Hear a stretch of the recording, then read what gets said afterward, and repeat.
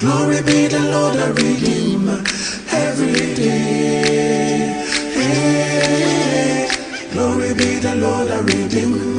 Glory be the Lord, I redeem. We sing glory, glory be the Lord, I redeem. Every night, singing glory be the Lord, I redeem. Glory be the Lord, I redeem. Glory be the Lord, I redeem. And so we're here once again. This is the third edition. This is the third episode of classroom management. And if you have been consistent with the lesson, you have been following us with the lesson, we have already itemized, already listed certain areas, certain things that teachers should not do, and the things they should do in order to be able to manage the class effectively. And so we are saying that part of the reason why you are there is to be a manager. The word manage means there is tendency to lose balance. And it is more common in a school system where you have people you interact with trying to build lives. That's why we are there. I'm a teacher. And I'm happy to be one. I hope you're also happy to be one. I hope you're not planning to run away very soon. Don't go anywhere. Okay? It's a noble profession. Teaching is a noble profession. So anybody who's a teacher should be able to be bold enough to say, I am a teacher. There's nobody today in this globe that is not made by a teacher.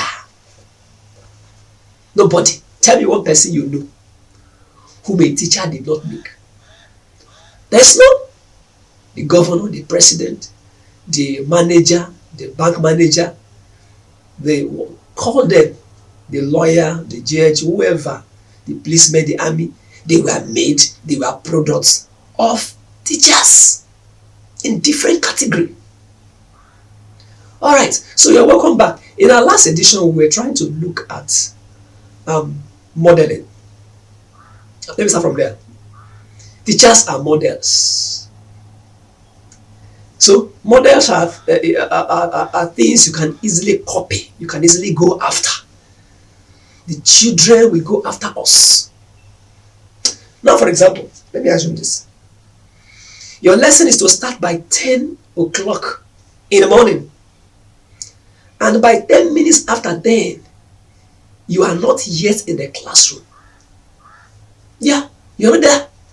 You're still somewhere in the office or somewhere in the staff room or somewhere. Maybe pressing your phone. Or doing something different from why you are there. I'm not saying that at times it could happen. Possibly you're doing some important duty, or you're also delegated to do other things that may encroach into your lesson period. Are you following now? Yeah, it's a different case. Even at that, you should be able to inform the children. Take the pens. Hi children. Hi students. Sorry, I'm very busy now. Call the next teacher. I'll come back later and we carry on with the class. Please bear with me. Politely. Talk to them. Appease their conscience. So 10 minutes after, you're still somewhere and they send a class prefect to come and call you. The class prefect comes around. Auntie, we're having home economics, or uncle, we're having social studies. I'm coming. The person leaves.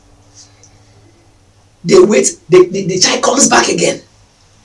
Auntie, I was asked to come and call you. I said I'm coming. 20 minutes gone already. And you say you're a teacher. No. Let's be frank. If you are the one, you are that child. You've already paid school fees to learn.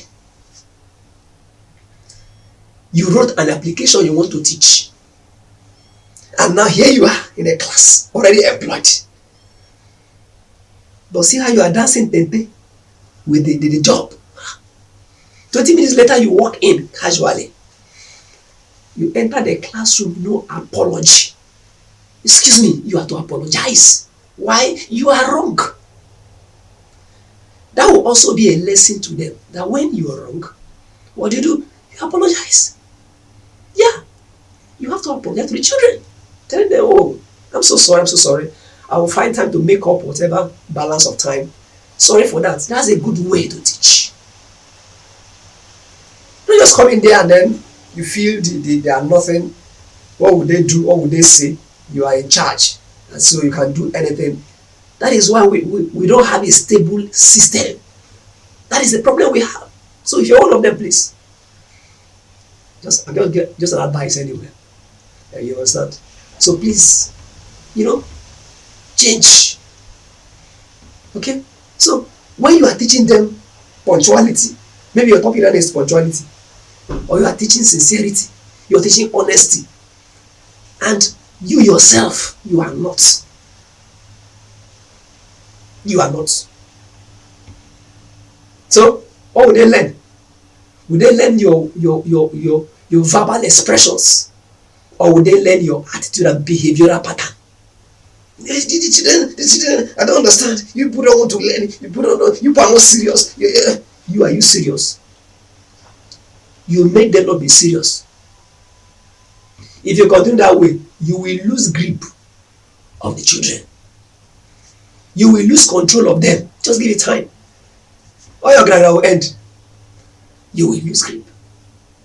Sometimes what people will just do when they discover that they are not able to manage again, they change school. When these private school hunters, just from one school to another. That is not the solution. The solution is, my fellow teacher, work on yourself. Let's work on ourselves. Advice is not curse. Let's work on ourselves. There are some things we need to drop, some attitude. Don't say this is, after all, who is perfect? The country is who told you? Change can begin with you. Yeah. So, you set the example. Be a model. I always say be a model. Be a model. Whatever you say in front of the children matters. Oh my God, it matters. You don't understand. You may think it's a normal, which normal? How about it matters? I'll be right back for points number 8. Thank you.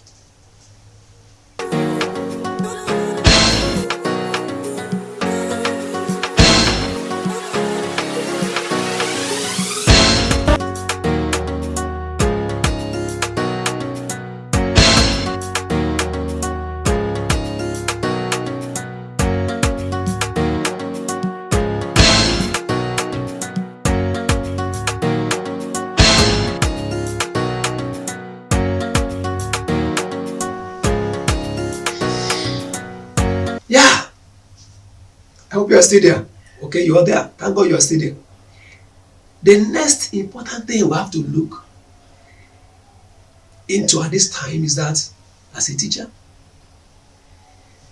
at whatever level, you understand, try to set rules for your class. Yeah, you had me clear. There should be a rule. Where there is no law, there is no sin. Get rules. If you're in nursery section, you're in primary section, you are in the college or the secondary section, let there be a rule. Every class should have a rule guiding them. You can make the rule yourself, or you can involve the children in making the rule. Let the rule be spelled out. Write them down boldly. They should copy it. Apart from those in the nursery and maybe lower primary. Yeah, even primary, they can copy. They should copy the rules down. And every morning, let it be a memory verse. Come to the class, you rehearse the rules. Yeah. For example now, when auntie is in the class, nobody should make noise. That's a rule. And every rule must have a punishment. You must attach punishment, otherwise the rule is useless. It's as good as ordinary play. You should attach a punishment to each rule. Any punishment you are attaching to a rule must be commensurate must be attainable and measurable. Don't go and make rules that you can't even keep. For example, now, nobody should eat in the class. Don't eat when lessons are on. Don't eat biscuit, don't chew gum when lessons are on. If you do, I'm going to seize your food until break is over. Is that okay? Yes. That's okay. Don't go and say, if I catch you eating food, I will throw the food away. You throw the food away. No. You know, you can't throw the food away. That will be going extreme. So when the food is thrown, what happens? So when you have corrected them, so what happens now? You go and cook another one for them. Or you came to school with stove. You think you're on top. No. It's not. That rule is not attainable. That rule is going to put you into trouble. Of course, that thing alone will cut. Some students will try you. And you want to enforce, you want to speak like a man who has made a law of the maidens and the patient that is not utterable. You go into trouble with the school authority and even with the parents. Don't do that. Set attainable rules. Before you leave the class, you must take permission. If you fail to take permission, I'm going to do this, I'm going to do that. Set the rule. If you want to ease yourself, you must go out with an exit card. Nobody should leave this class without collecting an exit card from the class prefect. If you don't do that, you are going to provide us 3 extra exit cards the next day. That's it. You set rules and let the children understand the rules. That is how you maintain your prestige. That's how you maintain your personality as a teacher for a long time before the children. So that is point number 8. We have the next point. Very, very important. You need to hear this. I'll be right back.